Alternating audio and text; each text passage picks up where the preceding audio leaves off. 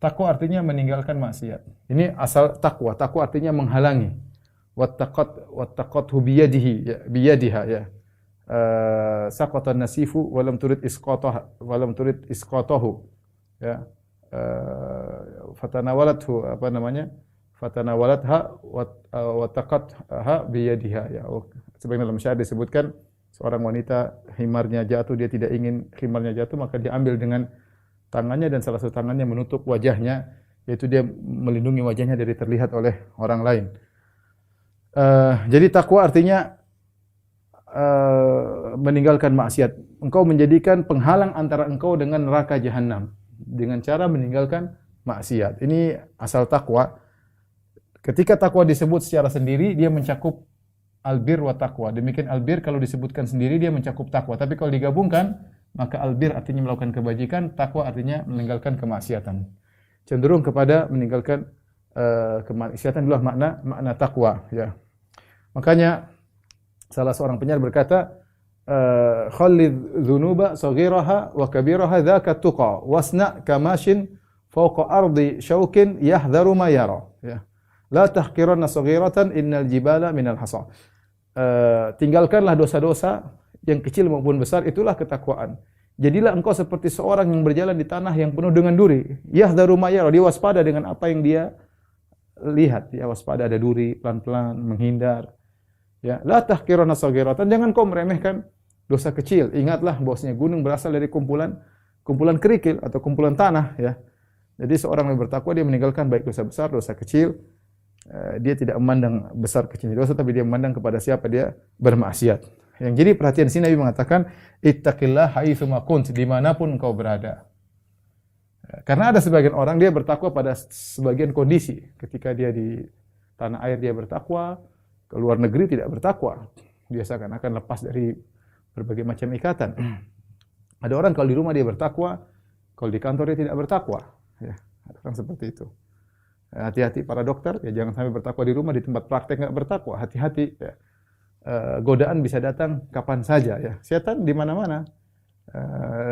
Dokter juga digoda setan, ya kan. Jadi semua kita digoda, ustaz juga digoda, semua digoda. Seorang waspada, ya. Waspada, bertakwalah. Sebagian orang ketika di depan banyak orang dia bertakwa, ketika dia sendirian dia tidak bertakwa. Ketika di depan banyak orang dia wali Allah, ketika dia sendirian dia wali syaitan. Oleh karenanya seorang berusaha bertakwa dimanapun dia berada dan kapanpun.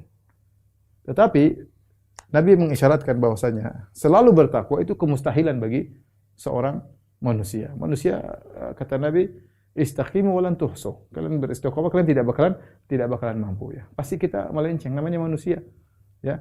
Kata Rasulullah sallallahu alaihi wasallam, apa namanya? Kullu bani Adam khata' wa khairul khata'ina tawwabun. Semua namanya anak Adam mesti melakukan dosa. Dan sebaik-baik berdosa yang bertobat. Nah, kalau kita melakukan dosa, kita sudah bertakwa ini, namun kita melakukan dosa. Apa yang kita lakukan? Maka solusinya ini, ya. Kalau engkau berbuat keburukan dosa, maka apa caranya bagaimana? Iringkanlah dengan kebaikan. Iringkanlah dengan kebaikan. Dari sini kita tahu yang bisa menghilangkan dosa banyak hal yang bisa menghilangkan dosa. Menggugurkan dosa. Sampai Ibnu Taimiyah, saya punya ceramah khusus tentang ini sekitar 10 penggugur dosa, ya. Saya sudah pernah bahas, tapi yang ingin saya singgung pada kesempatan ini 2 hal. Yang pertama adalah taubat. Yang kedua adalah melakukan kebajikan.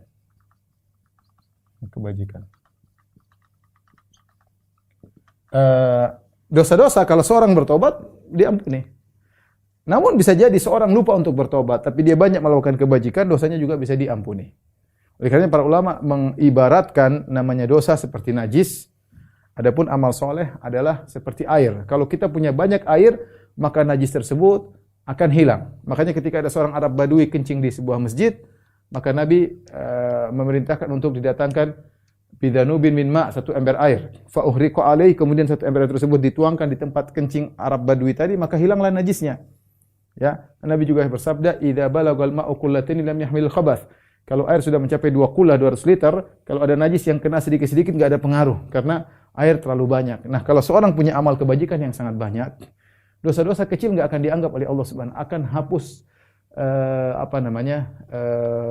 melebur dalam lautan kebaikan dia miliki. Oleh karenanya saya pernah contohkan bagaimana Hatib bin Abi Balta'ah radhiyallahu anhu yang pernah ikut serta dalam perang Badar dan dia pernah melakukan kesalahan ya.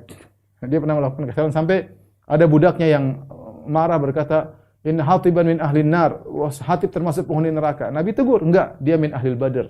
Dia pernah ikut perang Badar. Kenapa? Karena pahala yang dia dapatkan dalam perang Badar luar biasa. Jadi kalau dosa-dosa yang dia lakukan setelahnya enggak begitu mempengaruhi bagaimana pahalanya yang begitu banyak. Maka kita ini saya katakan, kita sebenarnya kalau mau dosa kita terhapus mudah kita bertobat, tapi jadi masalahnya kita tidak selalu bertobat, itu masalahnya. Bahkan banyak dosa-dosa yang kita tidak sempat bertobat darinya karena kita tidak menganggap itu dosa atau kita menganggap dosa tapi kita cuekin. Saya kasih contoh nyata saja, melihat yang haram. Setiap orang yang melihat medsos dia pasti melihat yang haram, pasti melihat iklan cewek terbuka auratnya, pasti lihat pembawa berita terbuka auratnya.